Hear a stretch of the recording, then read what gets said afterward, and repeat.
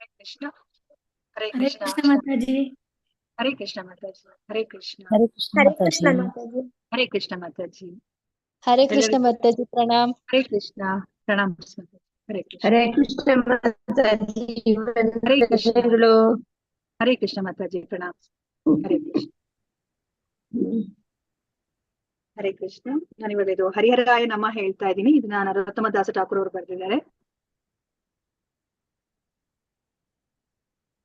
ಹರಿಹರಾಯ ನಮ ಕೃಷ್ಣ ಯಾದವಾಯ ನಮಃ, ಯಾದವಾಯ ಮಾಧವಾಯ ಕೇಶವಾಯ ನಮಃ, ಗೋಪಾಲ್ ಗೋವಿಂದ ರಾಮ್ ಶ್ರೀ ಮಧುಸೂದನ, ಗಿರಿಧಾರಿ ಗೋಪಿನಾಥ ಮದನ ಮೋಹನ, ಶ್ರೀ ಚೈತನ್ಯ ನಿತ್ಯಾನಂದ ಶ್ರೀ ಅದ್ವೈತ ಸೀತಾ, ಹರಿ ಗುರು ವೈಷ್ಣವ ಭಗವತ ಗೀತಾ, ಶ್ರೀ ರೂಪ ಸನಾತನ ಭಟ್ಟ ರಘುನಾಥ, ಶ್ರೀ ಜೀವ ಗೋಪಾಲ ಭಟ್ಟ ದಾಸ ರಘುನಾಥ, ಹೆಚ್ಚಾಯ್ ಗೋಸರ್ ಕೋರಿ ಚರಣ ವಂದನಾ, जहाँ होते विघ्न नाश अभिष्ट पुराण, हे जय गोसाई जय मुई तर दासा, तसबर पद रेणु मोर पंच ग्रासा, तदेर चरण से भी भक्त सन्निवासा, जन्मे जन्मे होई ये अभिलाषा, हे जय गोसाई जब ब्रज कोई बासा, राधा कृष्ण नित्य लीला कोरिला प्रकाश, आनंदे बोलो हरि वृंदावन, श्री गुरु वैष्णव पादे मजयामन, श्री गुरु वैष्णव पद पद्म कोरियास, नाम संकीर्तन को है नरोत्तम दास, हरे कृष्ण कृष्ण कृष्ण हरे हरे, हरे राम राम राम हरे हरे, हरे कृष्ण कृष्ण कृष्ण हरे हरे, हरे राम राम राम हरे हरे, हरे कृष्ण कृष्ण कृष्ण हरे हरे, हरे राम राम राम हरे हरे. ಹರೇ ಕೃಷ್ಣ. ಎಲ್ಲರಿಗೂ ಶ್ರೀ ಉಪದೇಶಾಮೃತ ತರಗತಿಗೆ ನಾನು ಸ್ವಾಗತವನ್ನ ಕೊಡ್ತಾ ಇದ್ದೀನಿ. ಇಸ್ಕಾನ್ ಮಂಗಳೂರು ಶ್ರೀ ಶ್ರೀ ರಾಧಾ ಗೋವಿಂದ ದೇವಸ್ಥಾನದ ಪರವಾಗಿ. ಹರೇ ಕೃಷ್ಣ. ನನ್ನ ಪ್ರಾರ್ಥನೆ ಮೂಲಕ ಇವತ್ತಿನ ದಿನದ ಕಾರ್ಯಕ್ರಮವನ್ನು ಶುರು ಮಾಡ್ತಾ ಇದ್ದೀನಿ. ಓಂ ಅಜ್ಞಾನ ತಿಮಿರಾಂಧಸ್ಯ ಜ್ಞಾನಾಂಜನ ಶಲಾಕಯ ಚಕ್ಷುರ್ ಉನ್ಮೀಲಿತಂ ಯೇನ ತಸ್ಮೈ ಶ್ರೀ ಗುರವೇ ನಮಃ. ಶ್ರೀ ಚೈತನ್ಯ ಮನೋಭೀಷ್ಟಂ ಸ್ಥಾಪಿತಂ ಯೇನ ಭೂತಲೆ ಸ್ವಯಂ ರೂಪಃ ಕದಾ ಮಹ್ಯಂ ದದಾತಿ ಸ್ವಪದಾಂತಿಕಂ. ವಂದೇಹಂ ಶ್ರೀ ಗುರೋಃ ಶ್ರೀಯುತ ಪದಕಮಲಂ ಶ್ರೀ ಗುರುನ್ ವೈಷ್ಣವಾಂಶ್ಚ ಶ್ರೀ ರೂಪಂ ಸಾಗ್ರಜಾತಂ सहगण रघुनाथान्वितं तं सजीवं साद्वैतं सावधूतं परिजन सहितं कृष्ण चैतन्य देवं श्री राधा कृष्ण पादान् सहगण ललिता श्री विशाखान्वितांश्च. हे कृष्णा करुणा सिन्धो दीनबन्धो जगत्पते गोपेश गोपिका कान्ता राधा कान्त नमोस्तुते. तप्त काञ्चन गौरांगी राधे वृन्दावनेश्वरी वृषभानुसुते देवी प्रणमामि हरिप्रिये. वाञ्छाकल्पतरुभ्यश्च कृपासिन्धुभ्य एव च पतितानां पावनेभ्यो वैष्णवेभ्यो नमो नमः. नमो ॐ विष्णुपदाय कृष्णपृष्ठाय भूतले श्रीमते भक्ति वेदांत स्वामिन् इति नामिने. नमस्ते सरस्वती देवे गौरवाणी प्रचारिणे निर्विशेष शून्यवादी पाश्चात्य देशतारिणे. जय श्री कृष्ण चैतन्य प्रभु नित्यानंदा श्री अद्वैता गदाधरा श्रीवासादि गौर भक्त वृंदा. हरे कृष्णा कृष्ण कृष्ण हरे हरे, हरे राम राम राम हरे हरे, हरे कृष्णा ಕೃಷ್ಣ ಕೃಷ್ಣ ಹರೇ ಹರೇ ಹರೇ ರಾಮ ರಾಮ ರಾಮ ಹರೇ ಹರೇ ಹರೇ ಕೃಷ್ಣ ಕೃಷ್ಣ ಕೃಷ್ಣ ಹರೇ ಹರೇ ಹರೇ ರಾಮ ರಾಮ ರಾಮ ಹರೇ ಹರೇ. ಹರೇ ಕೃಷ್ಣ. ಎಲ್ಲರೂ ಶ್ರೀ ಶ್ರೀ ರಾಧಾ ಗೋವಿಂದ ಅವರ ಆಶೀರ್ವಾದವನ್ನ ಪಡ್ಕೊಳ್ಳಿ. ಎಲ್ಲರಿಗೂ ಸಹ ಈ ಉಪದೇಶಾಮೃತ ಜ್ಞಾನ ಚೆನ್ನಾಗಿ ಅರ್ಥ ಆಗಿ ಅದನ್ನ ನಿಮ್ಮ ಜೀವನದಲ್ಲಿ ಅಳವಡಿಸ್ಕೊಳೋ ತರ ಆಗ್ಲಿ ಅಂತ ಹೇಳ್ಬಿಟ್ಟು ನಾನು ಸಹ ಶ್ರೀ ಶ್ರೀ ರಾಧಾ ಗೋವಿಂದರಲ್ಲಿ ಮತ್ತೆ ಪ್ರಭುಪಾದರಲ್ಲಿ ಮತ್ತೆ ನನ್ನ ಗುರುಗಳಾದ ರಾಮೇಶದಾಸ್ ಪ್ರಭುಗಳಲ್ಲಿ ನಾನು ಪ್ರಾರ್ಥನೆಯನ್ನ ಮಾಡ್ಕೋತೀನಿ. ನಾನು ಈ ಜ್ಞಾನವನ್ನು ನಿಮ್ಗೆ ಸರಿಯಾದ ರೀತಿ ಅರ್ಥ ಆಗೋ ರೀತಿ ತಲುಪುವಂತ ಶಕ್ತಿ ನನಗೆ ಕೊಡ್ಲಿ ಅಂತ ಹೇಳ್ಬಿಟ್ಟು ಹರೇ ಕೃಷ್ಣ ಕೃಷ್ಣ ಕೃಷ್ಣ ಹರೇ ಹರೇ ಹರೇ ರಾಮ ರಾಮ ರಾಮ ಹರೇ ಹರೇ. ಹರೇ ಕೃಷ್ಣ.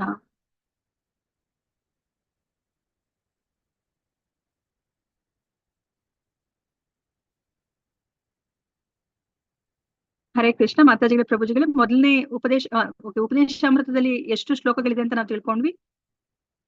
ಹರೇ ಕೃಷ್ಣ. 11 ಶ್ಲೋಕಗಳಿದೆ ಅಲ್ವಾ? ಆ 11 ಶ್ಲೋಕಗಳನ್ನ ಹೇಗೆ ವಿಂಗಡಿಸಿದ್ದಾರೆ ಅಂತ ನಾವು ತಿಳ್ಕೊಂಡ್ವಿ ಅಲ್ಲ? ಯಾರಾದ್ರೂ ಹೇಳ್ತೀರಾ ಆ 11 ಶ್ಲೋಕಗಳನ್ನ ಹೇಗೆ ವಿಂಗಡಿಸಿದ್ದಾರೆ ಅಂತ ಹೇಳ್ಬಿಟ್ಟು? ಶ್ರದ್ಧಾ, ಸಾಧು ಸಂಘ, ಭಜನೆ. ಎಷ್ಟನೇ ಶ್ಲೋಕದಿಂದ ಎಷ್ಟನೇ ಶ್ಲೋಕ ತನಕ ಶ್ರದ್ಧೆ ಅಂತ ನಾವು ತಿಳ್ಕೊಂಡ್ವಿ? ಮೊದಲ 3 ಶ್ಲೋಕಗಳಲ್ಲಿ ಶ್ರದ್ಧೆಯ ಬಗ್ಗೆ ನಾವು ತಿಳ್ಕೊತೀವಿ. 4, 5, 6 ಸಾಧು ಸಂಘ, ಸಾಧು ಸಂಘ, 7 ಭಜನಕ್ರಿಯೆ, ಜನಕ್ರಿಯೆ, ಅನರ್ಥ ನಿವೃತ್ತಿ, ನಿಷ್ಠ, ರುಚಿ. 8ನೇ ಶ್ಲೋಕ ಆಸಕ್ತಿ ಬಗ್ಗೆ ನಾವು ತಿಳ್ಕೊತಾ ಇದ್ದೀವಿ. 9, 10, 11ನೇ ಶ್ಲೋಕ ಮತ್ತೆ ಭಾವ ಮತ್ತೆ ಪ್ರೇಮದ ಬಗ್ಗೆ ನಾವು ತಿಳ್ಕೊತಾ ಇದ್ದೀವಿ ಅಲ್ವಾ?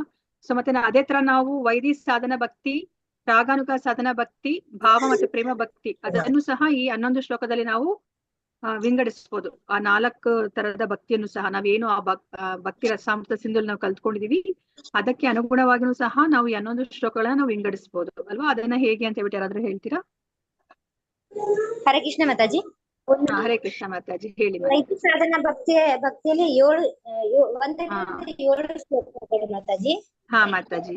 ಓಕೆ. ರಾಗಾನುಗದಲ್ಲಿ 8, ಭಾವ ಮತ್ತು ಪ್ರೇಮದಲ್ಲಿ 9, 10, 11. ಓಕೆ ಮಾತಾಜಿ. ಹಾ ಧನ್ಯವಾದಗಳು. 9, 11. ಮಾತಾಜಿ ಹರೇ ಕೃಷ್ಣ. ಧನ್ಯವಾದಗಳು. ಮೊದಲನೇ ಶ್ಲೋಕವನ್ನ ಯಾರಾದ್ರೂ ಹೇಳ್ತೀರಾ? ಮೊದಲನೇ ಶ್ಲೋಕ ಯಾವುದು ಮತ್ತೆ ಅದರ ಅರ್ಥವನ್ನ ಹೇಳ್ತೀರಾ?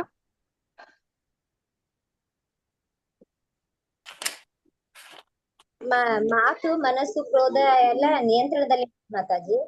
ಯಾವ್ದು ಮಾತಾಜಿ? 6ನ ನಿಯಂತ್ರಣದಲ್ಲಿ ಇಟ್ಕೋಬೇಕು ಅಂತ ಹೇಳಿದರೆ ಆ 6 ಯಾವ್ದು ಅಂತ ಹೇಳ್ಬಿಟ್ಟು ಹೇಳ್ತೀರಾ? ಮಾತು, ಮನಸ್ಸು, ಕೋಪ, ಆಮೇಲೆ ಹೊಟ್ಟೆ ಮಾತಾಜಿ, ಆಮೇಲೆ ನಾಲಿಗೆ, ಹೊಟ್ಟೆ, ಜನನಾಂಗ. ಯಾರನ್ನ ನಾವು ನಿಯಂತ್ರಣದಲ್ಲಿ ಇಟ್ಕೊಂಡ್ರೆ ನಮ್ಗೆ ಏನ್ ಸಿಗುತ್ತೆ ಅಂತ ಹೇಳಿದ್ದಾರೆ? ಪ್ರಪಂಚದಾದ್ಯಂತ ಶಿಷ್ಯರನ್ನ ತಯಾರು ಮಾಡಲು ಅವ್ರು ಅರ್ಹರಾಗ್ತಾರೆ ಅಂತ ಹೇಳ್ತಾ ಇದ್ದಾರೆ. ನೀವು ತಿಳ್ಕೊಂಡ್ರೆ ಅಲ್ವಾ? ಸೊ ಜಗದ್ಗುರು ಆಗ್ಬೋದು ಅಂತ ಹೇಳ್ಬಿಟ್ಟು ಹೇಳ್ತಾ ಇದಾರೆ. ಅಕಸ್ಮಾತ್ ಈ 6ನ ನಿಯಂತ್ರಣ ಮಾಡ್ಲಿಲ್ಲ ಅಂದ್ರೆ ಏನಾಗುತ್ತೆ ಅಂತ ಹೇಳಿದ್ರು?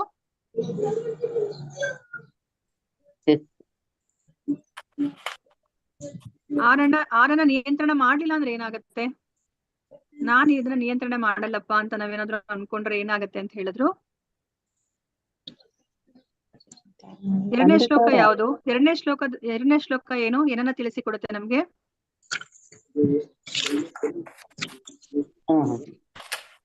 ಅಂದ್ರೆ ಯಾವ್ದು ಅತಿಯಾಗಿ ಮಾಡಿದ್ರೆ ಏನೇನಾಗತ್ತೆ ಅಂತ ಹೇಳಿದ್ದ. ಅತ್ಯಾಹಾರ, ಪ್ರಜಲ್ಪೋ, ನಿಯಮಾಗ್ರಹ, ಸಂಘಶ್ಚ ಲೌಲ್ಯಂ ಚ ಭಕ್ತಿ ವಿನಶ್ಯತಿ ಅಂತ ಹೇಳಿದ್ರು ಅಲ್ವಾ?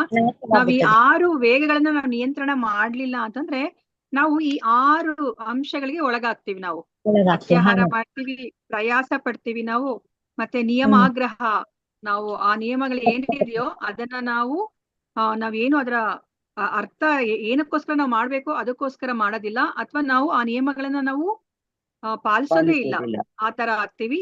ಮತ್ತೆ ಪ್ರಜಲ್ಪ, ಹೆಚ್ಚು ಅಂದ್ರೆ ಕೆಲಸಕ್ಕೆ ಬಾರದಲ್ಲೇ ಇರುವಂತಹ ಮಾತುಗಳನ್ನ ಆಡ್ತೀವಿ. ಹಾ, ಮತ್ತೆ ಇನ್ನೇನಾಗತ್ತೆ?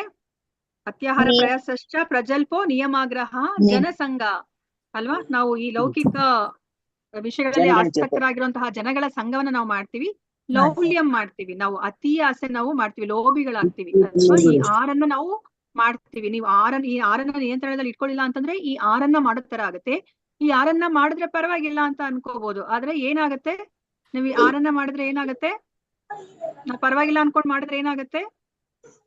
ಭಕ್ತಿ ವಿನಶ್ಯತಿ ಭಕ್ತಿ ವಿನಶ್ಯತಿ, ಷಡ್ವಿರ್ ಭಕ್ತಿ ವಿನಶ್ಯತಿ. ಈ ಆರನ್ನ ನಾವು ಆಚರಿಸಿದ್ರೆ ನಮ್ಮ ಭಕ್ತಿ ಹಾಳಾಗತ್ತೆ ಅಲ್ವಾ? ನಾವು ಭಕ್ತಿ ಮಾರ್ಗದಲ್ಲಿ ನಾವು ಮುಂದುವರಿಲಿಕ್ಕೆ ಆಗೋದಿಲ್ಲ. ಸೊ ಇವಾಗ ಆತರ ನಮ್ಗೆ ಇವಾಗ ಹೇಳಿರೋದ್ರಿಂದ ನಾವ್ ಈ ಆರನ್ನ ಮಾಡ್ಬೇಕಾ ಮಾಡ್ಬಾರ್ದಾ? ಅತ್ಯಾಹಾರ ಪ್ರಯಾಸ ಜಲ್ಪ ನಿಯಮಾಗ್ರಹ ಜನಸಂಘ ಲೌಲ್ಯ ಈ ಯಾರನ್ನ ಮಾಡ್ಬೇಕಾ? ಮಾಡಬಾರ್ದು. ಓಕೆ, ಸೊ ಇವಾಗ ನಿಮ್ಗೆ ಹೇಳ್ತೀವಿ ನಾವ್ ಇವಾಗ ಟಿವಿ ನೋಡ್ಬೇಡಿ, ಯಾರ ಜೊತೆನೂ ಮಾತಾಡ್ಬೇಡಿ. ಇವಾಗ ಪ್ರಜಲ್ಪ ಅಂದ್ರೆ ಹಾಗೆ ಅಲ್ವಾ? ಕಾಡು ಹರಟೆ ಹೊಡಿಯೋದು ಅದೆಲ್ಲ ಮಾಡ್ಬಾರ್ದು.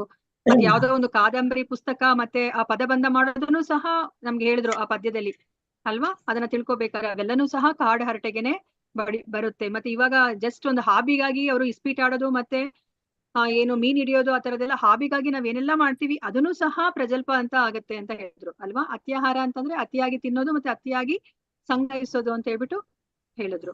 ಸೊ ಇವಾಗ ಇದನ್ನೆಲ್ಲ ನಾವು ಮಾಡಬಾರ್ದು ಅಂತಂದಾಗ ಮತ್ತೆ ಮಾಡೋದಾದ್ರೂ ಏನು ಅಂತ ನಮ್ಗೆ ಪ್ರಶ್ನೆ ಬರುತ್ತೆ ಅಲ್ವಾ? ಸೊ ನಮ್ಗೆ ಯಾವಾಗ್ಲೂ ಯೂಶಲಿ ಏನ್ ಮಾಡ್ತಾರೆ, ನಮ್ಗೆ ಇವಾಗ ಲೌಕಿಕವಾಗಿ ನಾನು ನೆನ್ನೆನೂ ಸಹ ಈ ಎಕ್ಸಾಂಪಲ್ ಅನ್ನ ಕೊಟ್ಟೆ, ಅದು ಇದಕ್ಕೆ ಸಂಬಂಧಪಟ್ಟಿರೋದೇನೆ. ಇವಾಗ ನಾವು ಆ 3 ಕೋತಿಗಳ ಎಕ್ಸಾಂಪಲ್ ಅನ್ನ ಯಾವಾಗ್ಲೂ ಗಾಂಧೀಜಿಯವ್ರು ಕೊಡ್ತಾರೆ ಅಲ್ವಾ? ಕೆಟ್ಟದನ್ನ ನೋಡ್ಕೊಡುದು, ಕೆಟ್ಟದನ್ನ ಮಾತಾಡ್ಬಾರ್ದು, ಮತ್ತೆ ಕೆಟ್ಟದನ್ನ ಕೇಳಿಸ್ಕೋಬಹುದು. ಮತ್ತೆ ಏನ್ ಮಾಡ್ಬೇಕು ಅಂತ ನಮ್ಗೆ ತಿಳಿಸಿ ಕೊಟ್ರ, ಮಾರ್ಗದರ್ಶನ ಕೊಟ್ರ? ಇಲ್ಲ. ಒಳ್ಳೇದು ಅಂದ್ರೆ ಏನು ಅಲ್ವಾ? ಸೊ ಆ ಒಳ್ಳೇದನ್ನ ಮಾಡಿದ್ರೆ ಆದ್ರೂ ನಮ್ಗೆ ಏನಾದ್ರೂ ಪೂರ್ಣ ಫಲ ಸಿಗುತ್ತಾ? ಈ ಮನುಷ್ಯ ಜನ್ಮ ನಮ್ಗೆ ಏನಕ್ಕೆ ಕೊಟ್ಟಿದ್ದಾನೆ ಭಗವಂತ, ಅದರ ಗತಿಯನ್ನ ನಾವು ಮುಟ್ಲಿಕ್ಕೆ ಸಾಧ್ಯ ಆಗತ್ತಾ ಅಲ್ವಾ? ನಾವು ನೋಡಿದ್ವಿ ಇವಾಗ ಅರ್ಜುನನು ಸಹ ಎಷ್ಟು ಒಳ್ಳೆಯವರಾಗಿ ಇದ್ದಾರೆ ಅಂತ ನಮ್ಗೆ ಅನಿಸ್ತಲ್ವಾ? ಅಯ್ಯೋ ಈ ಯುದ್ಧವನ್ನ ಮಾಡೋದ್ ಬೇಡಪ್ಪ, ಇಷ್ಟು ಜನರೆಲ್ಲ ಸತ್ ಹೋಗ್ಬೇಕಾ ನಾವು ರಾಜರಾಗ್ಲಿಕ್ಕೆ ಅಂತ ಯೋಚನೆ ಮಾಡ್ತಾರೆ ಅಲ್ವಾ? ಅಲ್ಲಿ ಒಳ್ಳೆತನನೇ ಅಲ್ವಾ? ಸೊ ಅದು ನಮ್ಗೆ ಏನ್ ಅನ್ಸುತ್ತೆ, ಅಬ್ಬಾ ಎಷ್ಟು ಒಳ್ಳೆಯವರು ಇವರು ಪಾಂಡವರು, ಅವ್ರಿಗೆ ಅನ್ಯಾಯ ಆಗಿದ್ರು ಸಹ ಬೇರೆಯವ್ರಿಗೆ ತೊಂದರೆ ಕೊಡೋದ್ ಬೇಡ, ನಾವು ಪರವಾಗಿಲ್ಲ ಹೀಗೆ ಇರ್ತೀವಿ ಅಂತ ಯೋಚನೆ ಮಾಡ್ತಾರೆ ಅಂತ. ಬಟ್ ಅದು ಅವ್ರನ್ನ ಏನು ಅವ್ರಿಗೆ ಅದನ್ನ ಒಳ್ಳೆ ಗತಿ ಅಂತ ಅಥವಾ ಒಳ್ಳೆ ಫಲ ಅದು ಕೊಡ್ತಾ ಇತ್ತಾ? ನಾವೇನಾದ್ರೂ ಸಹ ಭಗವದ್ಗೀತೆ ಎಲ್ಲಿ ನಮ್ಗೆ ಭಗವಂತ ಏನು ಜ್ಞಾನವನ್ನ ಕೊಟ್ಟಿದ್ದಾರೆ ಅದನ್ನ ನಾವು ಅರ್ಥ ಮಾಡ್ಕೊಳ್ಳಿಲ್ಲ ಅಂತಂದ್ರೆ, ನಾವು ಮೊದಲನೇ ಅಧ್ಯಾಯದಲ್ಲಿ ಅರ್ಜುನ ಏನೆಲ್ಲಾ ವಾದಗಳನ್ನ ಹೇಳ್ತಾರೋ ಅದೇ ಸರಿ ಅಂತ ನಾವು ಯೋಚನೆ ಮಾಡ್ತಾ ಇದ್ವಿ ಅಲ್ವಾ? ಅರ್ಜುನ ಹೇಳ್ತಿರೋದು ಸರಿಯಾಗೇ ಇದೆ.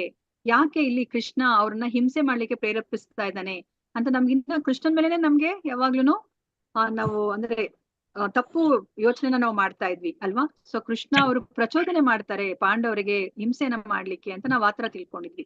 ಆಮೇಲೆ ನಮ್ಗೆ ಗೊತ್ತಾಗಿರೋದೀಗ ನಾವು ಪ್ರತಿಯೊಂದನ್ನು ಸಹ ಕೃಷ್ಣನ ಸಂತೋಷಕ್ಕೋಸ್ಕರ ಮಾಡ್ಬೇಕಾಗತ್ತೆ. ಸೊ ಕೃಷ್ಣನ ಉದ್ದೇಶ ಏನಿದೆ ಅಲ್ಲಿ ಧರ್ಮ ಸ್ಥಾಪನೆ ಮಾಡೋದು ಅಂತ ಅಲ್ವಾ? ಸೊ ಅದಕ್ಕೋಸ್ಕರ ಇವಾಗ ನಮ್ಗೆ ಏನನ್ನ ಮಾಡ್ಬೇಕು ಏನನ್ನ ಮಾಡ್ಬಾರ್ದು ಅಂತ ಹೇಳ್ಬಿಟ್ಟು ನಮ್ಗೆ ಅದನ್ನ ಕರಾರುವಕ್ಕಾಗಿ ನಮ್ಗೆ ತಿಳಿಸಿ ಕೊಡ್ಬೇಕಾಗತ್ತೆ. ಅವಾಗಷ್ಟೇ ನಾವು ಅದನ್ನ ಪಾಲಿಸಿದ್ರೆ ನಾವು ನಮ್ಮ ಆ ಪರಿಪೂರ್ಣ ಗತಿಯನ್ನ ನಾವು ಪಡಿಬಹುದು ಅಲ್ವಾ? ಈಗ ನಮ್ಗೆ ಆಚಾರ್ಯರು ಹೇಳ್ಬಿಟ್ರು, ನಮ್ಗೆ ಇದನ್ನೆಲ್ಲ ಹೇಳ್ತಾ ಇರೋರು ಯಾರು? ನಮ್ಗೆ ಈ ಎಲ್ಲಾ ಶ್ಲೋಕಗಳನ್ನ ನಮ್ಗೆ ಯಾರು ಕೊಡ್ತಾ ಇರೋದು? ಶ್ರೀಲ ರೂಪ ಗೋಸ್ವಾಮಿ. ಶ್ರೀಲ ರೂಪ ಗೋಸ್ವಾಮಿ ಅವರು ಕೊಡ್ತಾ ಇದ್ದಾರೆ. ಸೊ ಶ್ರೀಲ ರೂಪ ಗೋಸ್ವಾಮಿ ಅವರು ಯಾರು? ಅವರು ಷಡ್ ಗೋಸ್ವಾಮಿ. ಗೋಸ್ವಾಮಿಗಳಲ್ಲಿ ಒಬ್ಬರು. ಗೋಸ್ವಾಮಿಗಳು ಯಾರು? ಚೈತನ್ಯ ಮಹಾಪ್ರಭುಗಳ ಅನುಯಾಯಿ. 6 ಜನರಲ್ಲಿ ಇವರೊಬ್ರು ಅಂತ ನೀವು ತಿಳ್ಕೊಂಡಿದ್ದೀರಾ. ಹರಿಭವನ್. ಓಕೆ ಅಲ್ವಾ? ಇವಾಗ ರೂಪ ಗೋಸ್ವಾಮಿ ಅವರು ನಮ್ಗೆ ಏನನ್ನ ಮಾಡಬಾರ್ದು ಅಂತ ಹೇಳಿದ್ದಾಯ್ತು. ಹಾಗಾದ್ರೆ ಇವಾಗ ಏನನ್ನ ಮಾಡ್ಬೇಕು ಅಂತ ಅವ್ರು ಹೇಳ್ಬೇಕಾ ಬೇಡವಾ? ಅಥವಾ ನಿಮ್ಗೆ ಇಷ್ಟ ಬಂದಿದ್ದೆಲ್ಲ ಮಾಡಿ, ಯಾರನ್ನ ಮಾತ್ರ ಮಾಡ್ಬೇಡಿ, ಆರನ್ ಬಿಟ್ಟು ಏನ್ ಬೇಕಾದ್ರೂ ಮಾಡಿ ಅಂತ ಹೇಳೋಂಗೆ ಅರ್ಥನಾ ಇಲ್ಲಿ? ಇಲ್ಲ, ಹೇಳ್ಬೇಕು, ಯಾವ್ದು ಮಾಡ್ಬೇಕು ಅನ್ನೋದು ಹೇಳ್ಬೇಕಲ್ವಾ? ಸೊ ಇವಾಗ ನಾವ್ ಅದನ್ನೇ ನಾವೀಗ 3ನೇ ಶ್ಲೋಕದಲ್ಲಿ ನಾವು ತಿಳ್ಕೊತಾ ಇದೀವಿ. ಓಕೆ, ಸೊ 3ನೇ ಶ್ಲೋಕ ಏನಂತ ಹೇಳ್ಬಿಟ್ಟು ನಾವು ನೋಡೋಣಂತೆ. ಸೊ ಅದಕ್ಕಿಂತ ಮುಂಚೆ ಸೊ ಈ ಪ್ರತಿಯೊಂದು 11 ಶ್ಲೋಕದಲ್ಲಿ ನಮ್ಗೆ ಏನನ್ನ ತಿಳಿಸಿ ಕೊಡ್ತಾರೆ ರೂಪ ಗೋಸ್ವಾಮಿ ಅವರು ಅಂತ ಹೇಳ್ಬಿಟ್ಟು ನಾವು ತಿಳ್ಕೊಂಡು ಹೋಗೋಣಂತೆ. ಯಾಕಂದ್ರೆ ಅದನ್ನ ಪ್ರತಿ ಸತಿ ನಾವ್ ಹೇಳ್ಕೊತಾ ಇದ್ರೆ ಅಷ್ಟೇ ನಮ್ಗೆ ಅದು ನೆನಪಲ್ಲಿ ಉಳಿಯುತ್ತೆ. ಅದಕ್ಕೋಸ್ಕರ ಸೊ ಇದು ಶ್ಲೋಕ 1ರಲ್ಲಿ ನಾವ್ ಏನ್ ತಿಳ್ಕೊಂಡ್ವಿ, 6 ವೇಗಗಳನ್ನ ನಿಯಂತ್ರಣ ಮಾಡ್ಬೇಕು ಅಂತ ಹೇಳ್ಬಿಟ್ಟು ನಮ್ಗೆ ತಿಳಿಸಿ ಕೊಟ್ಟಿದ್ದಾರೆ ಅಲ್ವಾ? 2ನೇ ಶ್ಲೋಕದಲ್ಲಿ ನಮ್ಗೆ ಏನನ್ನ ಹೇಳಿದ್ರು, ನಮ್ಗೆ ಈ ಭಕ್ತಿ ಮಾರ್ಗಕ್ಕೆ ಯಾವುದು ಅಡೆತಡೆಗಳು ಅಂತ ಹೇಳ್ಬಿಟ್ಟು 6 ಅಂಶಗಳನ್ನ ಹೇಳಿದ್ರು. ಅದೇ ತರ ಇಲ್ಲಿ 3ನೇ ಶ್ಲೋಕದಲ್ಲಿ ನಮ್ಗೆ ಏನನ್ನ ಹೇಳಿಕೆ ಹೊರಟಿದ್ದಾರೆ ಈಗ ರೂಪಾ ಗೋಸ್ವಾಮಿ ಅವರು? ನಮ್ಗೆ ಭಕ್ತಿ ಮಾಡ್ಲಿಕ್ಕೆ ಮಾಡ್ಬೇಕು. ಹಾ 6 ಅಂಶಗಳನ್ನ ಹೇಳ್ತಿದ್ದಾರೆ. ಈ 6 ಅಂಶಗಳನ್ನ ಮಾಡಿದ್ರೆ ನೀವು ಭಕ್ತಿಯಲ್ಲಿ ನಿಮ್ಗೆ ನೀವು ಮುಂದುವರಿಬಹುದು ಅಂತ ಹೇಳ್ಬಿಟ್ಟು ಹೇಳ್ತಾ ಇದ್ದಾರೆ. ಈಗ 4ನೇ ಶ್ಲೋಕದಲ್ಲಿ ನಮ್ಗೆ ಏನ್ ಹೇಳ್ತಾ ಇದ್ದಾರೆ? ಇವಾಗ ಭಕ್ತರ ನಡುವೆ ಅಲ್ಲಿ 6 ರೀತಿಯ ಪ್ರೀತಿ ವಿನಿಮಯಗಳಾಗತ್ತೆ ಅಂತ ಹೇಳ್ಬಿಟ್ಟು ನಮ್ಗೆ ಹೇಳ್ತಾರೆ 4ನೇ ಶ್ಲೋಕದಲ್ಲಿ. ಸೊ ಮತ್ತೆ ಅದಾದ್ಮೇಲೆ 5ನೇ ಶ್ಲೋಕದಲ್ಲಿ 6ನೇ ಶ್ಲೋಕದಲ್ಲೂ ಅಷ್ಟೇ ನಮ್ಗೆ ಈ ಭಕ್ತರ ಜೊತೆ ಏನ್ ಹೇಳ್ತಾರೆ, ಭಕ್ತರ ಸಂಘ ಅಂತ ನಾವ್ ಏನ್ ಹೇಳ್ತೀವೋ ಅದರ ಕುರಿತಾಗಿ ನಮ್ಗೆ ಇಲ್ಲಿ 5 ಮತ್ತೆ 6ನೇ ಶ್ಲೋಕದಲ್ಲಿ ನಮ್ಗೆ ಹೇಳ್ತಾರೆ. ಮತ್ತೆ 7ನೇ ಶ್ಲೋಕದಲ್ಲಿ ನಮ್ಗೆ ಈ ಹರಿನಾಮದ ಬಗ್ಗೆ ನಮ್ಗೆ ತಿಳಿಸಿಕೊಡ್ತಾರೆ, ಅದರ ಮಹತ್ವವನ್ನ ನಮ್ಗೆ ತಿಳಿಸಿಕೊಡ್ತಾರೆ. ಮತ್ತೆ 8ನೇ ಶ್ಲೋಕದಲ್ಲಿ ನಮ್ಗೆ ಇವಾಗ ಇದೆಲ್ಲನೂ ಸಹ ವೈದಿ ಭಕ್ತಿ, ನಾವೆಲ್ಲ ಸಾಧನೆ ಮಾಡ್ತಾ ಇದೀವಿ, ಸಾಧನೆ ಮಾಡಿ ಇದನ್ನೆಲ್ಲ ಮಾಡ್ಲಿಕ್ಕೆ ಹೋಗ್ತಾ ಇದೀವಿ. ಆಮೇಲೆ ನಮ್ಗೆ ಏನಾಗುತ್ತೆ, ನಮ್ಗೆ ರಾಗಾನುಗ ಭಕ್ತಿ ಬರುತ್ತೆ. ಅಂದ್ರೆ ಭಗವಂತನ ಮೇಲೆ ಆ ಸಹಜ ಪ್ರೀತಿ ನಮ್ಮಲ್ಲಿ ಏನು ಅದು ಸುಪ್ತವಾಗಿ ಅಡಗಿದೆಯೋ ಅದು ಇವಾಗ ಪ್ರಕಟಗೊಳ್ಳುತ್ತೆ. ಭಗವಂತನ ಮೇಲೆ ಸಹಜವಾದ ಪ್ರೀತಿ ಮೂಡುತ್ತೆ. ಅದಾದ್ಮೇಲೆ 9, 10, 11ನೇ ಶ್ಲೋಕದಲ್ಲಿ ನಮ್ಗೆ ಭಾವಭಕ್ತಿ ಪ್ರೇಮ ಭಕ್ತಿನ ಹೇಳಿದ್ದಾರೆ. ಮತ್ತೆ ಯಾವುದು ತುಂಬಾ ಶ್ರೇಷ್ಠ, ಇವಾಗ ಭಗವಂತನ ಕಲಾಪಗಳು ನಡೆದಿರುವಂತಹ ಕ್ಷೇತ್ರಗಳಿದೆ, ಆ ಕ್ಷೇತ್ರಗಳಲ್ಲಿ ಯಾವುದು ಶ್ರೇಷ್ಠವಾದದ್ದು, ಎಲ್ಲವೂ ಶ್ರೇಷ್ಠವೇ, ಆದ್ರೆ ಎಲ್ಲದಕ್ಕಿಂತ ಯಾವುದು ಅತಿ ಶ್ರೇಷ್ಠ. ಮತ್ತೆ ಭಕ್ತರಿದ್ದಾರೆ, ಆ ಭಕ್ತರಲ್ಲಿ ಯಾರು ಅತಿ ಶ್ರೇಷ್ಠರಾದವರು ಅಂತ ಹೇಳ್ಬಿಟ್ಟು ನಮ್ಗೆ ಈ 9, 10, 11ರಲ್ಲಿ ನಮ್ಗೆ ತಿಳಿಸಿಕೊಡ್ತಾರೆ. ಕೊನೆಗೆ ನಮ್ಗೆ ಶ್ರೀಮತಿ ರಾಧಾರಾಣಿ ಬಗ್ಗೆ ಮತ್ತೆ ರಾಧಾ ಕುಂಡದ ಬಗ್ಗೆ ನಾವು ಕೊನೆಯದಾಗಿ ನಾವು ತಿಳ್ಕೊತೀವಿ ಈ 11 ಶ್ಲೋಕಗಳಲ್ಲಿ. ಸೊ ಇವಾಗ ಇದನ್ನೇ ಅಲ್ವಾ ನಮ್ಗೆ ಇವಾಗ ಗಾಂಧೀಜಿಯವ್ರು ಯಾವಾಗ್ಲೂ ಇದನ್ನೇ ಹೇಳ್ತಾ ಇದ್ದಿದ್ದು, ಆದ್ರೆ ಏನನ್ನ ಮಾಡ್ಬೇಕು ಅಂತ ನಮ್ಗೆ ತಿಳಿಸಿಲ್ಲ. ಆದ್ರೆ ನಮ್ಗೆ ಈ ಕೃಷ್ಣ ಪ್ರಜ್ಞೆಯಲ್ಲಿ ನೋಡಿ ಯಾವಾಗ್ಲೂ ಸಹ ಅವರು ಏನನ್ನ ಮಾಡ್ಬಾರ್ದು ಅಂತ ಹೇಳಿದ ತಕ್ಷಣನೇ ಏನನ್ನ ಮಾಡ್ಬೇಕು ಅಂತ ಹೇಳ್ಬಿಡ್ತಾರೆ ಅಲ್ವಾ. ಯಾಕಂದ್ರೆ ನಮ್ಗೆ ನಾವು ಗೊಂದಲಕ್ಕೆ ಒಳಗಾಗ್ತೀವಿ, ಇದನ್ ಮಾಡ್ಬಾರ್ದಪ್ಪ ಅಂತ ಹೇಳಿದಾಗ ಮಾಡೋದಾದ್ರೂ ಏನು ಅಂತ ನಮ್ಗೆ ಪ್ರಶ್ನೆ ಬರುತ್ತೆ ನೋಡಿ. ಅದಕ್ಕೆ ಯಾವಾಗ್ಲೂ ಅವ್ರು ಏನ್ ಹೇಳ್ತಾರೆ, ನೆವರ್ ಫರ್ಗೆಟ್ ಕೃಷ್ಣ ಅಂತ ಹೇಳ್ತಾರೆ. ನೀವು ಕೃಷ್ಣನನ್ನ ಒಂದು ಕ್ಷಣನೂ ಮರಿಬೇಡಿ ಅಂತ ಹೇಳ್ತಾರೆ. ಹಾಗಾದ್ರೆ ನಾವು ಏನನ್ನ ಮಾಡ್ಬೇಕು ಅಂತ ಅವರು ಹೇಳ್ಬೇಕು ಅಲ್ವಾ. ಅದಕ್ಕೆ ಅವ್ರು ಏನ್ ಹೇಳ್ತಾ ಇದಾರೆ, never forget Krishna, always remember Krishna. ಯಾವಾಗ್ಲೂ ನೀವು ಕೃಷ್ಣನನ್ನ ಸ್ಮರಿಸಿ, ನೀವು ಪ್ರತಿ ಕ್ಷಣನೂ ಕೃಷ್ಣನ ನಾಮಸ್ಮರಣೆ ಮಾಡಿ, ಕೃಷ್ಣನನ್ನ ಯಾವಾಗ್ಲೂ ಅನವರತ ನೀವು ಸ್ಮರಿಸಿ ಅಂತ ಹೇಳ್ಬಿಟ್ಟು ಹೇಳ್ತಾರೆ ನೋಡಿ. ಇವಾಗ ಪರಿಪೂರ್ಣ ಆಯ್ತು ಅಲ್ವಾ.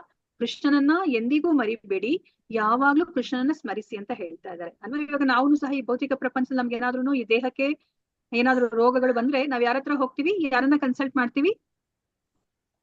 ಡಾಕ್ಟರ್ ಹತ್ರ ಹೋಗ್ತೀವಿ ಅಲ್ವಾ. ಡಾಕ್ಟರ್ ಹತ್ರ ಹೋದಾಗ ಅವ್ರು ನಮ್ಗೆ ಏನ್ ಮಾಡ್ತಾರೆ, ಅವ್ರು ರೋಗ ಏನು ಅಂತ ಕಂಡಿಡಿದು ಅದಕ್ಕೆ ಒಂದು ಸರಿಯಾದ ಮದ್ದನ್ನ ಕೊಡ್ತಾರೆ ಅಲ್ವಾ. ಆ ಮದ್ದನ್ನ ಕೊಟ್ಟಾಗ ಅವ್ರು ಏನ್ ಹೇಳ್ತಾರೆ, ಆ ಮದ್ದನ್ನ ಎಷ್ಟು ಸತಿ ತಗೋಬೇಕು ಅಂತ ಹೇಳ್ತಾರೆ. ಅದಾದ್ಮೇಲೆ ನಮ್ಗೆ ಏನ್ ಹೇಳ್ತಾರೆ, ಏನನ್ನ ಮಾಡ್ಬೇಡಿ ಅಂತಾನು ಹೇಳ್ತಾರೆ ಅಲ್ವಾ. ಅಂದ್ರೆ ಪಥ್ಯ ಹೇಳ್ತಾರೆ ನಮ್ಗೆ ಅಲ್ವಾ. ನೀವು ಈ ರೋಗಕ್ಕೆ ನೀವು ಈ ಪಥ್ಯವನ್ನ ಅನುಸರಿಸಿದ್ರೆ ಅಷ್ಟೇ ನಿಮ್ಗೆ ಆ ರೋಗ ಬೇಗ ಗುಣ ಆಗುತ್ತೆ ಅಂತ ಹೇಳ್ಬಿಟ್ಟು ಹೇಳ್ತಾರೆ ಅಲ್ವಾ. ಏನನ್ನ ಮಾಡ್ಬೇಕು, ಏನನ್ನ ಮಾಡ್ಬಾರ್ದು, ಆ ಎರಡನ್ನೂ ನಾವು ಪಾಲಿಸಿದ್ರೆ ಅಷ್ಟೇನೆ ನಾವು ಆ ರೋಗದಿಂದ ನಾವು ಮುಕ್ತರಾಗ್ಬೋದು ಅಲ್ವಾ. ಅದೇ ತರನೇ ಇಲ್ಲಿ ನಾವು ಭಕ್ತಿಲಿ ಮುನ್ನಡಿಬೇಕು ಅಂತಂದ್ರೆ ನಮ್ಗೆ ಇಲ್ಲಿ ಏನು ಆಚಾರ್ಯರು ಹೇಳ್ತಾ ಇದಾರೆ, ಈ 6ನ್ನ ನೀವು ಮಾಡ್ಕೂಡ್ದು, ಈ 6ನ್ನ ನೀವು ಮಾಡ್ಬೇಕು ಅಂತ ಹೇಳ್ತಾರೋ ಇದೆಲ್ಲವನ್ನ ನಾವು ಪಾಲಿಸ್ಬೇಕಾಗತ್ತೆ.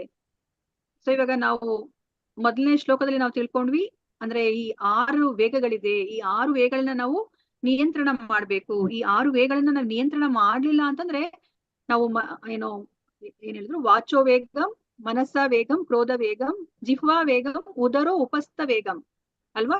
ಏತಾನ್ ವೇಗಾನ್ ಯೋ ವಿಷಹೇತ ತೀರಃ ಸರ್ವಾಂ ಅಪಿಮಾಂ ಪೃಥ್ವೀಂ ಸ ಶಿಷ್ಯಾತ್ ಅಂತ ಹೇಳಿದ್ರು. ಈ 6ನ್ನ ಮಾಡ್ಲಿಲ್ಲ ಅಂತಂದ್ರೆ ಏನಾಗುತ್ತೆ ಅಂತ ಹೇಳಿದ್ರು 2ನೇ ಶ್ಲೋಕದಲ್ಲಿ, ಅತ್ಯಾಹಾರ ಪ್ರಯಾಸಶ್ಚ ಪ್ರಜಲ್ಪೋ ನಿಯಮಾಗ್ರಹ ಜನಸಂಗ ಲೌಲ್ಯಂ ಚ ಷಡ್ಭಿರ್ ಭಕ್ತಿ ವಿನಶ್ಯತಿ ಅಂತ ಹೇಳ್ಬಿಟ್ಟು ಹೇಳಿದ್ರು ಅಲ್ವಾ. ಸೊ ಈಗ 3ನೇ ಶ್ಲೋಕದಲ್ಲಿ ಏನನ್ನ ಹೇಳಿಕ್ಕೆ ಹೊರಟಿದ್ದಾರೆ, ಯಾವ್ದು ನಮ್ಗೆ ಷಡ್ಭಿರ್ ಭಕ್ತಿ ಪ್ರಸಿದ್ಧತಿ ಅಂತ ಹೇಳ್ತಾ ಇದಾರೆ. ಆ 6 ಯಾವುದು ಅಂತ ನೋಡೋಣ. ಉತ್ಸಾಹಾತ್ ನಿಶ್ಚಯಾತ್ ಧೈರ್ಯಾತ್ ತತ್ತತ್ ಕರ್ಮ ಪ್ರವರ್ತನಾತ್ ಸಂಗತ್ಯಾಗೋ ಸತೋ ವೃತ್ತೆ ಷಡ್ಭಿರ್ ಭಕ್ತಿರ್ ಪ್ರಸಿದ್ಧತಿ. ಇನ್ನೊಮ್ಮೆ ಹೇಳ್ತೀನಿ, ಉತ್ಸಾಹಾತ್ ನಿಶ್ಚಯಾತ್ ಧೈರ್ಯಾತ್ ತತ್ತತ್ ಕರ್ಮ ಪ್ರವರ್ತನಾತ್ ಸಂಗತ್ಯಾಗೋ ಸತೋ ವೃತ್ತೆ ಷಡ್ಭಿರ್ ಭಕ್ತಿರ್ ಪ್ರಸಿದ್ಧತಿ. ಓಕೆ, ಯಾರಾದ್ರೂ 4-5 ಜನ ಹೇಳಿ, ಒಬ್ರಾದ್ಮೇಲೆ ಒಬ್ರು ಹೇಳಿ. ಉತ್ಸಾಹ ನಿಶ್ಚಯಾತ್ ಧೈರ್ಯ, ಉತ್ಸಾಹ ನಿಶ್ಚಯಾತ್ ಧೈರ್ಯ ತತ್ತತ್ ಕರ್ಮ ಪ್ರವರ್ತನಾತ್ ಸಂಗಾತ್ಯಾಘಾತ್ ಸತಃ ವೃತ್ತೇ ಷಡ್ಭಿರ್ಭಕ್ತಿ ಪ್ರಸಿದ್ಧ್ಯತಿ. ಹರೇ ಕೃಷ್ಣ. ಹರೇ ಕೃಷ್ಣ ಮಾತಾಜಿ. ಮತ್ತೆ ಯಾರಾದ್ರೂ ಹೇಳಿ.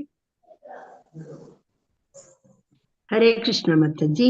ಹರೇ ಕೃಷ್ಣ ಉತ್ಸಾಹ ಮಾತಾಜಿ. ನಿಶ್ಚಯ ಧೈರ್ಯಾತ್ ತತ್ತತ್ ಕರ್ಮ ಪ್ರವರ್ತನಾತ್ ಸಂಗತ್ಯಾಗೋ ಸವತೋ ವೃತೆ ಷಡ್ಭಿರ್ಭಕ್ತಿ ಪ್ರಸೀದತಿ. ಹರೇ ಕೃಷ್ಣ ಹರೇ ಮಾತಾಜಿ. ಕೃಷ್ಣ ಮಾತಾಜಿ. ಹರೇ ಹರೇ ಕೃಷ್ಣ. ಕೃಷ್ಣ ಮಾತಾಜಿ. ಹೇಳಿ ಮಾತಾಜಿ. ಉತ್ಸಾಹ ನಿಶ್ಚಯ ಧೈರ್ಯ ತತ್ತತ್ ಕರ್ಮ ಪ್ರವರ್ತನಾತ್ ಸಂಗತ್ಯಾಗಾತ್ ಸತೋ ವೃತ್ತೆ ಷಡ್ಬೀರ್ ಅಂತ ಓದ್ಕೊಳ್ಳಿ ಮಾತಾಜಿ. ಷಡ್ಬೀರ್ ಭಕ್ತಿ ಷಡ್ಭಿರಕ್ತಿ ಪ್ರಸಿದ್ಧ್ಯತೆ. ಹರೇ ಕೃಷ್ಣ ಮಾತಾಜಿ. ಹರೇ ಕೃಷ್ಣ ಮಾತಾಜಿ. ಮತ್ತೆ ಹರೇ ಕೃಷ್ಣ ಯಾರಾದ್ರೂ? ಮಾತಾಜಿ. ಹರೇ ಕೃಷ್ಣ ಮಾತಾಜಿ. ಹರೇ ಕೃಷ್ಣ. ಉತ್ಸಾಹ ನಿಶ್ಚಯ ಧೈರ್ಯಾತ್ ತತ್ತತ್ ಕರ್ಮ ಪ್ರವರ್ತನಾತ್ ಸಂಗತ್ಯಾಗಾತ್ ಸತೋ ವೃತ್ತೆ ಷಡ್ಬೀರ್ ಮಾತಾಜಿ. ಅದು ಷಡ್ಭಿರ್ ಭಕ್ತಿ ಪ್ರಸಿದ್ಧ್ಯತಿ. ಹರೇ ಕೃಷ್ಣ. ಹರೇ ಕೃಷ್ಣ ಮಾತಾಜಿ. ಹರೇ ಹರೇ ಕೃಷ್ಣ ಕೃಷ್ಣ. ಮಾತಾಜಿ. ಹೇಳ್ಬೋದಾ? ಹರೇ ಕೃಷ್ಣ ಮಾತಾಜಿ. ಓದಿ ಮಾತಾಜಿ. ಹರೇ ಕೃಷ್ಣ. ಉತ್ಸಾಹಾತ್ ನಿಶ್ಚಯಾತ್ ಧೈರ್ಯ ತತ್ತತ್ ಕರ್ಮ ಪ್ರವರ್ತನಾತ್ ಸಂಗತ್ಯಾಗಾತ್ ಸತವೃತ್ತೆ ಷಡ್ಭಿರ್ಭಕ್ತಿ ಪ್ರಸಿದ್ಧ್ಯತಿ. ಹರೇ ಕೃಷ್ಣ ಮಾತಾಜಿ. ಹರೇ ಕೃಷ್ಣ. ಧನ್ಯವಾದಗಳು ಮಾತಾಜಿ. ಮತ್ತೆ ಯಾರಾದ್ರೂ ಇದು ವರ್ಡ್ ಟು ವರ್ಡ್ ಮೀನಿಂಗ್ ಓದ್ತೀರಾ? ಓದ್ಲಾ ಮಾತಾಜಿ? ಹರೇ ಕೃಷ್ಣ ಮಾತಾಜಿ. ಯಾರು ಓದಿಲ್ವೋ ಅವ್ರು ಓದಿ. ಇದನ್ನ ಶ್ಲೋಕ ಯಾರು ಹೇಳಿಲ್ವೋ ಅವ್ರು ಓದಿ ಇದನ್ನ. ಮಾತಾಜಿ ಓದ್ಲಾ ಮಾತಾಜಿ. ಓದ್ಲಾ ಮಾತಾಜಿ. ಮಾತಾಜಿ ನೀವು ಓದಿರ್ಲಿಲ್ವಾ ಇದು ಶ್ಲೋಕ? ಇಲ್ಲ, ಹೇಳಿರ್ಲಿಲ್ವಾ? ಓದಿರ್ಲಿಲ್ಲ. ಹೇಳಿ ಮಾತಾಜಿ. ಉತ್ಸಾಹ ಶ್ಲೋಕ ಹೇಳಿಲ್ಲ ಅಂತಂದ್ರೆ ಹೇಳಿ ಮಾತಾಜಿ. ಶ್ಲೋಕ ಹೇಳಿಲ್ಲ ಅಂದ್ರೆ ಹೇಳಿ ಮಾತಾಜಿ. ಶ್ಲೋಕ ಹೇಳಿಲ್ಲ ನಾನು. ಹೇಳಿ ಮಾತಾಜಿ. ಅದ್ ಮಮ್ಮಿ ಕಾಫಿ ತಿಂತೆ. ಉತ್ಸಾಹದಿಂದ, ನಿಶ್ಚಯ ಭರವಸೆಯಿಂದ, ಧೈರ್ಯ ತಾಳ್ಮೆಯಿಂದ, ತತ್ತತ್ ಕರ್ಮ ಭಕ್ತಿ ಸೇವೆಗೆ ಅನುಕೂಲವಾದ ನಾನಾ ಚಟುವಟಿಕೆಗಳನ್ನು ಪ್ರವರ್ತನಾತ್ ಮಾಡುವುದರಿಂದ, ಸಂಗತ್ಯಾಗ ಅಭಕ್ತರ ಸಹವಾಸವನ್ನು ಪಡೆಯುವುದರಿಂದ,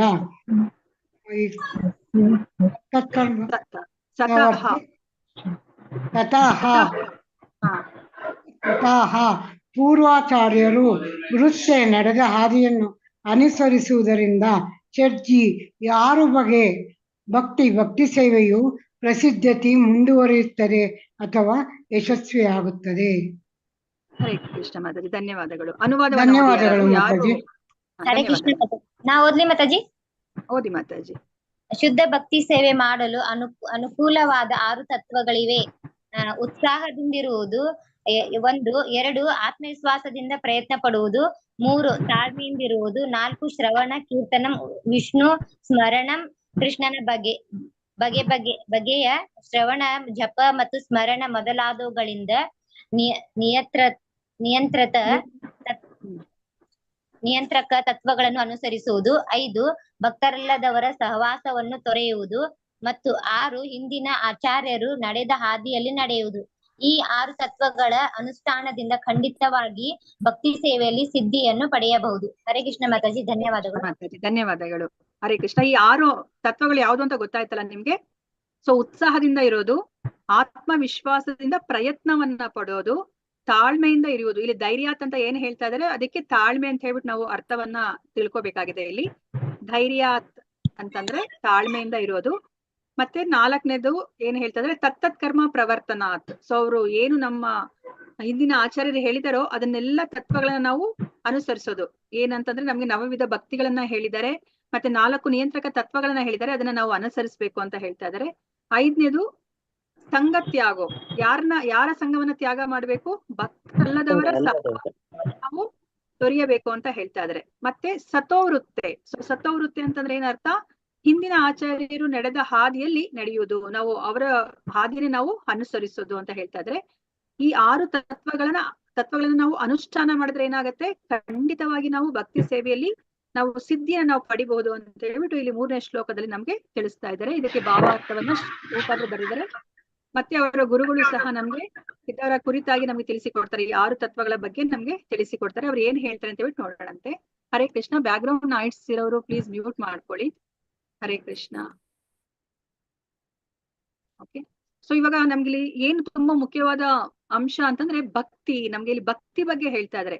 ನಾವಿಲ್ಲಿ ಭಕ್ತಿಯನ್ನ ನಾವು ಏನ್ ಮಾಡ್ಬೇಕು, ಅದ್ರಲ್ಲಿ ನಾವು ಪರಿಪೂರ್ಣತೆಯನ್ನ ನಾವು ಪಡಿಬೇಕಾಗುತ್ತೆ ಆ ಭಕ್ತಿ ಮಾಡೋದ್ರಲ್ಲಿ. ಹಾಗಾದ್ರೆ ನಾವು ಭಕ್ತಿ ಬಗ್ಗೆ ನಾವ್ ಇವಾಗ ತಿಳ್ಕೊಬೇಕಾಗುತ್ತೆ. ಪ್ರಭುಪಾದರು ನಮ್ಗೆ ಫಸ್ಟ್ ಭಕ್ತಿ ಬಗ್ಗೆ ನಮ್ಗೆ ತಿಳಿಸಿಕೊಡ್ತಾರೆ ಭಾವಾರ್ಥದಲ್ಲಿ. ಆಮೇಲೆ ನಮ್ಗೆ ಅದನ್ನ ಹೇಗೆ ಮಾಡ್ಬೇಕು, ಅನುಷ್ಠಾನ ಮಾಡ್ಬೇಕು ಅಂತ ಹೇಳ್ಬಿಟ್ಟು ಹೇಳ್ತಾರೆ ಅಲ್ವಾ. ಇವಾಗ ಭಕ್ತಿ ಮಾಡಿ ಅಂತ ಹೇಳ್ಬಿಟ್ಟು ನಮ್ಗೆ ಕೃಷ್ಣ ಅವರು ಭಗವದ್ಗೀತೆಯಲ್ಲೂ ಸಹ ನಮ್ಗೆ ಹೇಳಿದ್ರು ಅಲ್ವಾ. ಸೊ ಹೇಗೆ ಭಕ್ತಿ ಮಾಡ್ಬೇಕು ಅಂತ ಹೇಳಿದ್ರು ಕೃಷ್ಣ. ನನಗೆ ಭಕ್ತನಾಗಿ ನೀವು ಅಂತ ಹೇಳಿದ್ರು ಕೃಷ್ಣ ಅಲ್ವಾ. ಮನ್ಮನ ಭವ ಮದ್ಭಕ್ತೋ ಅದ್ಯಾಜಿ ಮಾಂ ನಮಸ್ಕುರು ಮಾಮೇ ವೈಶ್ಯಸಿ ಸತ್ಯಂತೆ ಪ್ರತಿಜಾನಿ ಪ್ರಿಯೋಸಿಮೆ ಅಂತ ಹೇಳಿದ್ರು. ಮತ್ತೆ ಇನ್ನೊಮ್ಮೆ ಅದೇ ಶ್ಲೋಕವನ್ನ ಅವರು ಹೇಳ್ತಾರೆ ಅಲ್ವಾ. 2 ಕಡೆ ಅವರು ಹೇಳ್ತಾರೆ, 9ನೇ ಅಧ್ಯಾಯ ಮತ್ತೆ 18ನೇ ಅಧ್ಯಾಯದಲ್ಲಿ ಅಲ್ವಾ. ಭಕ್ತಿಯನ್ನ ಮಾಡಿ ಅಂತ ಹೇಳಿದ್ರು, ನನಗೆ ಭಕ್ತನಾಗಿ ಅಂತ ಹೇಳಿದ್ರು ಅಲ್ವಾ. ಹೇಗೆ ಭಕ್ತಿಯನ್ನ ಮಾಡೋದು ಅಂತ ಹೇಳ್ಬಿಟ್ಟು ನಮ್ಗೆ ಕೃಷ್ಣ ಹೇಳಿದ್ರ ಭಗವದ್ಗೀತೆಯಲ್ಲಿ. ಪ್ರೀತಿಯಿಂದ ಸೇವೆ ಮಾಡೋದು, ಆತ್ಮವಿಶ್ವಾಸದಿಂದ ಉತ್ಸಾಹದಿಂದ ಸೇವೆ ಮಾಡ್ಬೇಕು. ಭಗವದ್ಗೀತೆಯಲ್ಲಿ ಹೇಳಿದ್ರ ಕೃಷ್ಣ ಹೇಗೆ ನಮ್ಗೆ ಎಕ್ಸಾಕ್ಟ್ ಆಗಿ ಭಕ್ತಿಯನ್ನ ಮಾಡೋದು ಅಂತ. ಇವಾಗ ನಾವು ನಮ್ಮ ಮಕ್ಕಳಿಗೆ ಹೇಳ್ತೀವಿ, ಪುಟ್ಟ ಭಕ್ತಿ ಮಾಡು ಅಂದ್ರೆ ಅವ್ರು ಮಾಡ್ಲಿಕ್ಕೆ ಆಗತ್ತಾ? ನಮ್ಮ ಮಕ್ಕಳಿಗೆ ನಾವ್ ಹೇಳಿದ್ರೆ ಭಕ್ತಿ ಮಾಡು ಪುಟ್ಟ ಅಂತಂದ್ರೆ ನಾವ್ ಅವ್ರು ಏನ್ ಹೇಳ್ತಾರೆ? ನಾವೆಲ್ಲ ಹೇಳ್ಕೊಡೋದು. ಭಕ್ತಿ ಅಂದ್ರೆ ಏನು, ಹೆಂಗ್ ಮಾಡೋದು ಅಂತ ಹೇಳ್ತಾರೆ ಅಲ್ವಾ. ಮಾಡ್ಬೇಕು, ನಾವು ಮಾಡ್ಬೇಕು. ಸೊ ಅವಾಗ ಅವ್ರು ಅದನ್ನ ಅನುಸರಿಸ್ತಾರೆ ಅಲ್ವಾ. ಸೊ ಇವಾಗ ಭಕ್ತಿ ನಾವ್ ಹೇಗ್ ಮಾಡ್ಬೇಕು? ಇವಾಗ ನಮ್ಗೆ ಯಾರಾದ್ರೂ ಹೇಳ್ಕೊಡ್ಬೇಕಲ್ಲ ಭಕ್ತಿಯನ್ನ ಹೇಗೆ ಮಾಡೋದು ಅಂತ ಹೇಳ್ಬಿಟ್ಟು. ಒಳ್ಳೆ ಸದ್ಗುರುಗಳನ್ನ ಹುಡುಕೋಬೇಕು. ಒಳ್ಳೆ ಸದ್ಗುರುಗಳನ್ನ ಗುರು ಪರಂಪರೆಯಿಂದ ಬಂದ ಗುರು ಪರಂಪರೆಯಲ್ಲಿ ಬಂದಿರೋವಂಥದ್ದನ್ನ ನಾವು ಆಚರಣೆ ಮಾಡ್ಬೇಕಾಗತ್ತೆ ಅಲ್ವಾ. ಅವಾಗಷ್ಟೇ ನಾವು ಯಶಸ್ಸನ್ನ ಪಡಿಲಿಕ್ಕೆ ಸಾಧ್ಯ ಆಗತ್ತೆ, ಅಥವಾ ಸಿದ್ಧಿನ ನಾವು ಖಂಡಿತವಾಗಿ ಪಡಿಲಿಕ್ಕೆ ಸಾಧ್ಯ ಆಗತ್ತೆ ಅಲ್ವಾ. ಅದಕ್ಕೋಸ್ಕರ ಇಲ್ಲಿ ನಮ್ಗೆ ಪ್ರಭುಪಾದರು ಫಸ್ಟ್ ಭಕ್ತಿ ಅನ್ನೋದ್ರ ಬಗ್ಗೆ ನಮ್ಗೆ ತಿಳಿಸಿಕೊಡ್ತಾರೆ ಅಲ್ವಾ. ನಾವ್ ಇಷ್ಟ ದಿವಸ ನಾವೇನಾದ್ರೂ ಭಕ್ತಿ ಮಾಡ್ತಾ ಇದ್ವಿ ಅಂತ ಅನ್ಸುತ್ತಾ ನಿಮ್ಗೆ? ಭಕ್ತಿ ಮಾಡ್ತಾ ಇದ್ವಾ ನಾವು? ಈಗ ಭಗವದ್ಗೀತೆಗೆ ಬರ್ಲಿಕ್ಕಿಂತ ಮುಂಚೆ ಹೇಳಿ, ಭಕ್ತಿ ಮಾಡ್ತಾ ಇದ್ರಾ? ಮಾಡ್ಬೇಕು ಅಂದ್ರೂ ಮನಸ್ಸು ಚಂಚಲ ಮಾತಾಜಿ. ಮಾತಾಜಿ ಭಕ್ತಿ ಮಾಡ್ತಾ ಇರ್ಲಿಲ್ವಾ ನೀವು? ಭಗವಂತನಿಗೆ ಬೆಳಗ್ಗೆ ತಕ್ಷಣ ನಾಪಿಸ್ಕೊಂಡು ನಮಸ್ಕಾರ ಏನು ಮಾಡ್ತಿರ್ಲಿಲ್ವಾ ನೀವು? ದೇವ್ರ ಮನೆಗೆ ಹೋಗಿ ದೀಪ ಹಚ್ಚೋದು, ಮಾಡ್ಕೊಂಡು ಹೋಗ್ತಿದ್ವಿ, ಮನಸ್ಫೂರ್ತಿ ಇರ್ಲಿಲ್ಲ ಮಾತಾಜಿ. ಆದ್ರೆ ನಮಗೆ ಆಗ ಗುರು ಯಾರು ಇರ್ಲಿಲ್ಲ ನಮಗೆ. ನಮ್ಮ ಪ್ರಕಾರ ಇದ್ದ ಭಕ್ತಿ ಮಾತಾಜಿ. ಓಕೆ, ಅದನ್ನೆಲ್ಲಾನು ನಾವು ಭಕ್ತಿ ಅಂತ ಹೇಳ್ಬೋದಾ?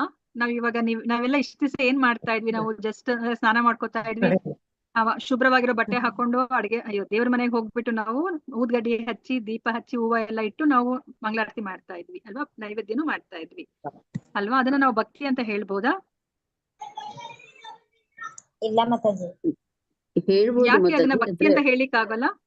ಯಾಕೆ ಭಕ್ತಿ ಅಂತ ಹೇಳಿಕ್ ಆಗಲ್ಲ ಅದನ್ನ?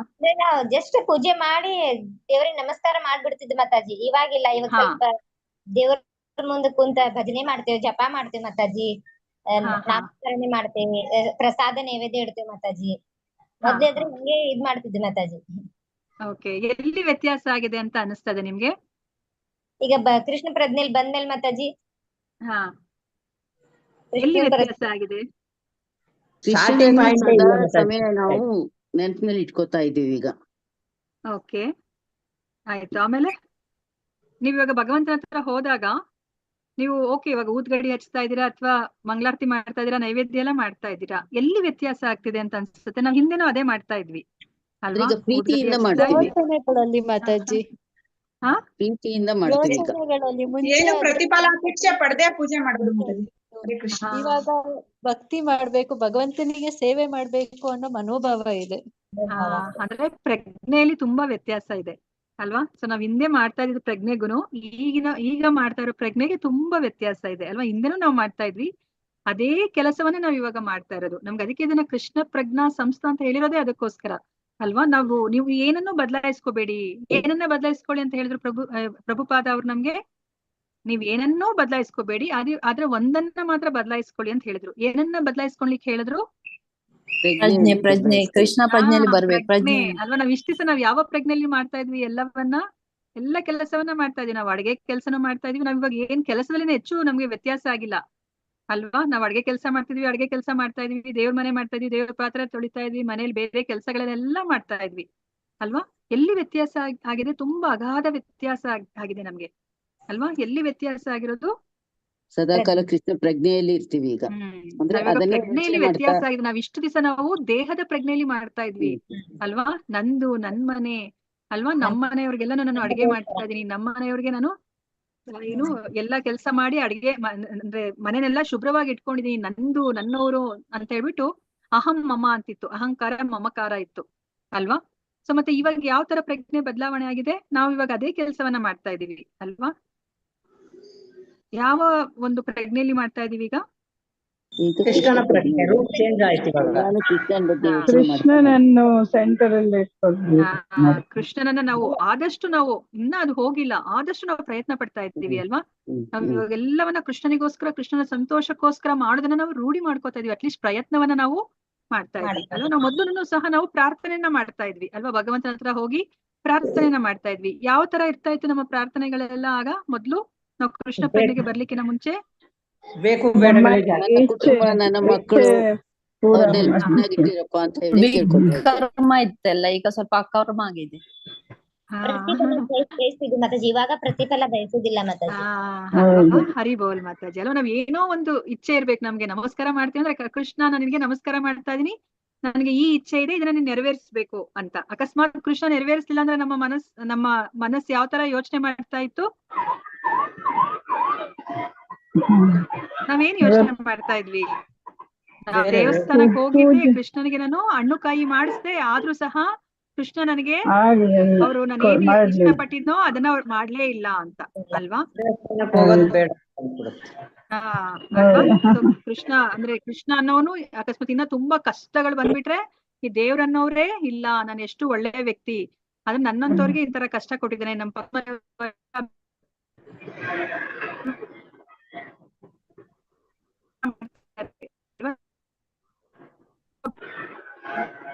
ಬ್ರೇಕ್ ಆಗ್ತಿದೆ ಮಾತಾಜಿ.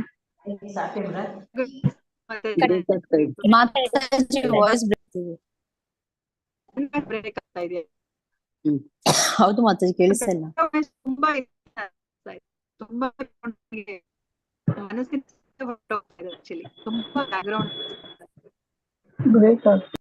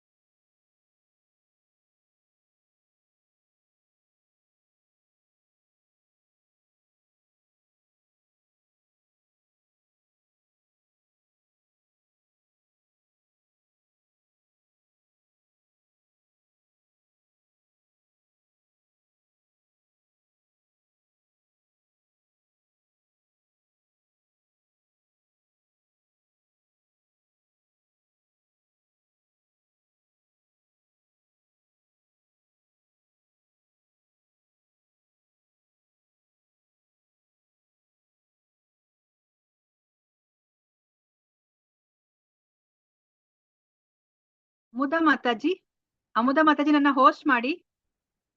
ಅಮುದಾ ಮಾತಾಜಿ, ಹರೇ ಕೃಷ್ಣ. ಅಮುದಾ ಮಾತಾಜಿ,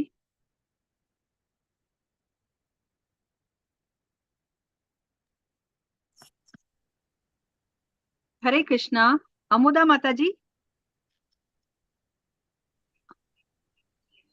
ಯಾರತ್ರ ಹತ್ರ ಅಮುದ ಮಾತಾಜಿ ಫೋನ್ ನಂಬರ್ ಇದೆಯಾ? ಅಮುದ ಮಾತಾಜಿ, ನೀವು ಹೋಸ್ಟ್ ಆಗಿ